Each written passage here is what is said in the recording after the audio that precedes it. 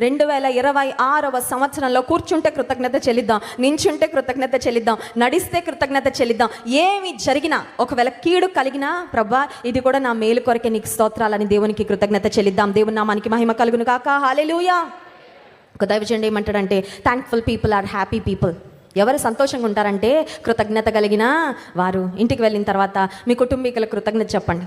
చాలాసార్లు మనం గ్రాంటెడ్ తీసేసుకుంటాం చాలా విషయాలు, చాలా మందిని, చాలా పరిస్థితులు. థ్యాంక్స్ చెప్పడం డిక్షనరీలోనే ఉండదు చాలామందికి.